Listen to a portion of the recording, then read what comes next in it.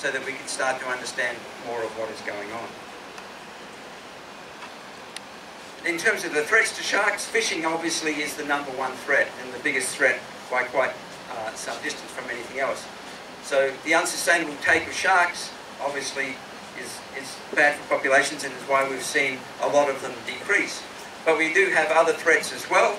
Habitat loss, particularly in the coastal areas, climate change and pollution. All of these are affecting shark populations. And so it's important, if we're going to address the threats to sharks, that we address all of these threats. Now, just to look at fishing a little bit more, this is the global catch reported to FAO of shark landings from 1950, and you can see a very steady and rapid rise from relatively low amounts up to about the year 2004, 2003, when it plateaued, and then since then we've actually seen a 20% drop in the catch reported to FAO.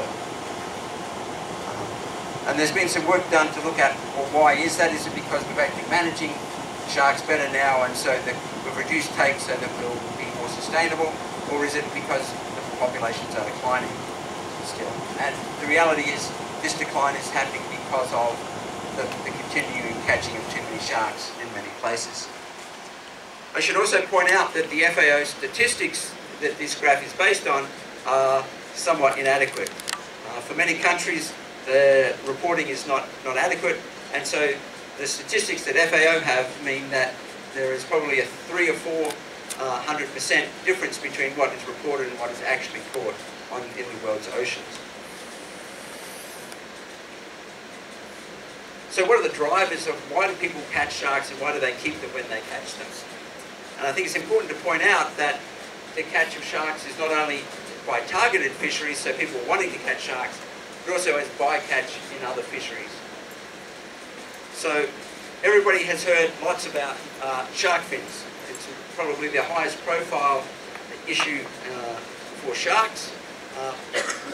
And you can see here, this is a very large pile of sharks in the Middle East, where being processed for export.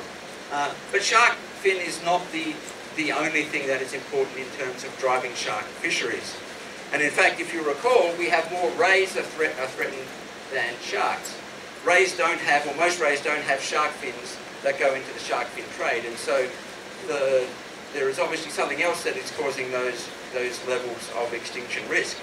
And so one of the things that we know is that there is also a large amount of trade in shark meat, both internationally and domestically. So in many countries, Indonesia being one, domestic consumption of shark meat is quite important, historically been happening over a very long period of time. And so it's not just the shark fins that mean that sharks are being caught, it's also the fact that there's meat. And interestingly, as shark catches have increased, there's been a whole range of other products that get used as well. So we're talking about things like shark liver oil, shark cartilage, skin for leather, and also more recently, quite a large trade in the gill plates of manta rays. So these are what the manta rays use to filter plankton from the water, and there's now quite a large demand in China for these gill plates, and they achieve quite high prices.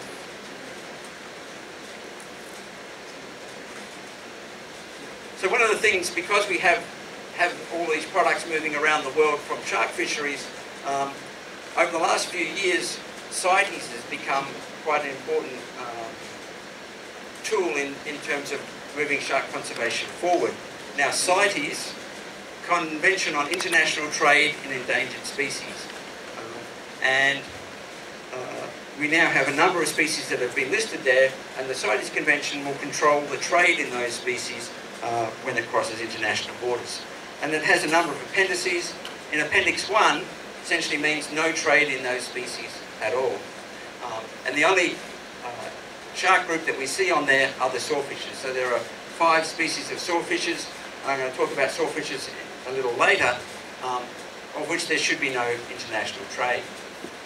Then there's a whole range of other species, sharks and rays, that are on Appendix 2. And trade can occur under Appendix 2 listed species if it is legal and if it is not detrimental to the population. And so the way that this is implemented is what we call non-detriment findings. And so for a country to export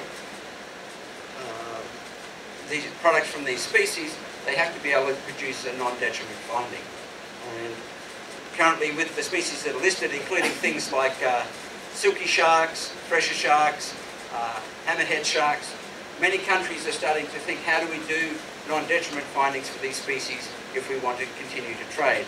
And it means that they have to actually assess the status of these populations and see what's going on. And it's not all bad news. We know that there are some parts of the world where shark fishing is actually sustainable. And this is some work that we published earlier this year that shows that in places like New Zealand, Australia, the US and Canada, there are quite well-managed shark fisheries that catch quite a lot of sustainable product. And in fact, we estimated about 10% of the global take of shark is actually sourced from sustainable populations. Now 10% isn't very much, and we should be doing a much better job, but it demonstrates it is possible and that there may be lessons to be learned from some of these countries in terms of how to do that. So how do we go about improving conservation? And this is obviously a very important question, and I'm not going to spend a huge amount of time talking about it, but I'm happy to talk to people afterwards if you would like to talk more about it. That is, the work we've been doing has identified a number of things that may be helpful in terms of starting this process, because we need to start somewhere. And the first one is that we should be protecting those species most at risk. And they fall into two categories. One are those with low population productivity. We know from studies of many shark species that if you produce very few young, for example, less than one young per year, then your ability to sustain fishing is almost zero. So we recommend that for any of those species with this very low productivity, and things like manta rays are an example, they should be protected rather than trying to fish them sustainably. We should also be protecting those ones that are most depleted. So I talked earlier a little bit about sawfish, for example.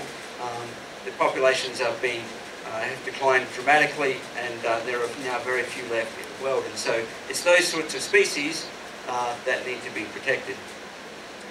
But for a large number of species that we know biologically can sustain fishing if well managed, we need to try and move towards a place where we actually manage those populations better, so that we can actually get long-term sustainable outcomes for those fisheries. Now that's not an easy task, and I think it's important to note that in different parts of the world, different strategies for doing that are likely to be the way to do that. And so it's not a matter of just having, one or two approaches. We need to actually tailor those approaches to the way things are happening in different parts of the world. We also know that the take of sharks is quite often incidental, as bycatch in other fisheries, and so there is a lot of research happening now and continuing to happen that is trying to reduce the number of sharks taken incidentally in many fisheries. And so we hope that will actually reduce the take of sharks by just meaning that they either don't get caught in the first place, or when they are caught, they're released and survive that process. And then finally, because we know there are many shark species for which we don't have very much data, in fact almost half of them, we need to continue our efforts to do research on those species that are least well understood. So I want to take a little bit of time now to talk about how can we go about improving the data we have for some of these species. And I want to talk about three projects that I'm involved with that demonstrate new ways that we might be able to actually collect more of this data. And that includes monitoring, using video to monitor the coral reef sharks through our global finprint project, detecting rare and threatened species using environmental DNA, and using telemetry to understand connectivity of populations of sharks between different jurisdictions. So the Global Finprint Project, which is the main reason that I'm here this week in Jakarta, is a project that is the purpose of which is really to be the first global survey of sharks and rays on coral reefs. And this project is using baited remote underwater video, or BRUVs, to measure the diversity and abundance of sharks and rays in coral reef habitats, and I'll show you a bit more about that in a minute. And the program, or the project, was initiated and funded by Microsoft founder Paul Allen, and is funded through his ocean health team at Vulcan Incorporated. And the reason that Finprint was born is that we know from different parts of the world that there are different, like lots of bits of information about the decline of sharks in coral reef areas. And but what we don't have is the overall global picture. And so what we wanted to do was actually bring a holistic global view to sharks and rays. So this is a BRUV. This is what we use as our sampling unit. And you can see here, this is a camera mounted on a metal frame with a bait bag out here in front of it. The bait attracts sharks and other things that are in the area, like this white-tip reef shark. And when we analyse the video, we can actually get an understanding of what was there and how many were there. Now, we also use what we call a stereo BRUV, 2 cameras, and using stereo, we can actually measure the size of animals using the geometry of the cameras. We also put current meters on some of our equipment. So this here is, so this is a current meter, and we use that to actually measure the current speed so we can work out the bait plume and how far away the bait is attracting sharks. So this is a graphic that we produced at the beginning of the project, which gives you an idea of the distribution of the sampling that's going to take place as part of the project.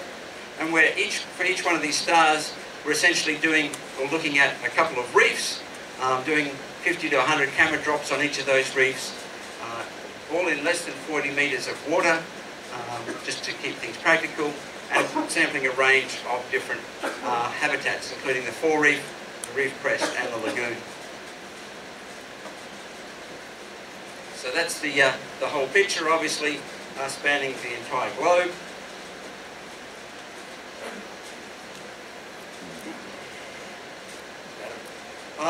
So just to show you at each of those reefs, this is American Samoa and the distribution of the sampling that occurred there. And you can see around almost the whole island, we've got samples taken where we've deployed the BRUVs. So this is just a deployment in action. This is in Palau. And you can see the BRUV on the deck of the boat, bait out the front here, ready to attract sharks. And so it's a nice day in Palau. We drop the unit into the water, lower it down carefully so we don't damage the coral, and we let it then sit for about an hour, just over an hour, and let the bait attract animals to it. Then at the end of that hour, it's pulled up, and we move it to another location. So what does it look like when we put one of these things down?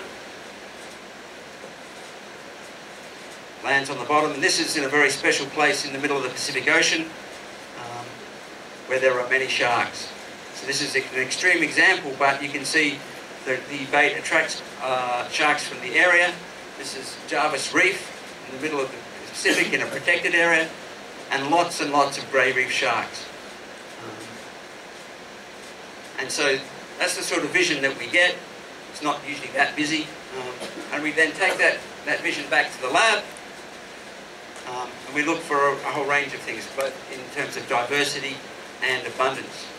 So you can see these are the sorts of images you get: stingrays swimming through, various fish. You see a whole range of things on the video. And we have a whole range of focal species, most of which are associated with coral reefs in some way. I'm not going to go through the list, but obviously it's quite a long list, and there's a whole range of things of interest on there. And so back in the lab, we sit down with all of these videos that we produce. We have ID guides that we train our video viewers to use, and then they'll sit down and look at the video and annotate, what we call annotate it. So essentially, as things move in, they'll actually tag it on the screen. Here they've identified 4 grey reef sharks in this video. And that data then is processed to give us information on what species are there, how long they're there, and how many of them there are. That goes into a big database that's growing all the time. And when we get to the end of the project, we'll obviously do a big global analysis, but as we go along, we're also doing local analyses as well. And of course, it's not just about sharks. The video, we see many, many things on the video.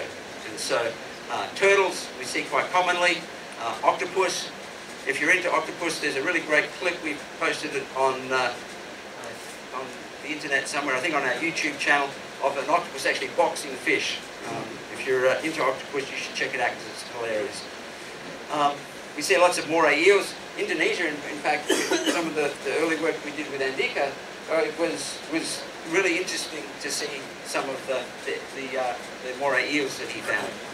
And then obviously lots and lots of reef fish data as well. And so we can relate shark occurrence to a whole range of these factors that we see on the video. I should also point out we record the health of the coral that we see on the video as well, so we can relate the habitat quality to what we're seeing as well. And partnerships. It's really important, and one of the reasons I'm here is to talk about partnerships in Indonesia. And we're working with a whole range of groups globally who are helping us implement this project. And we're providing a lot of training and capability to those groups so they continue that work into the future. And not only are we obviously helping them collect that data, but also helping them in terms of getting conservation outcomes from the collection of that data. Okay, I want to talk briefly about environmental DNA. This is essentially all animals that swim around in water essentially are losing DNA. The skin rubs off, they excrete the DNA, all sorts of things. So essentially, the ocean is just this giant soup of DNA. And we can actually, if we sample the water, we can actually extract that DNA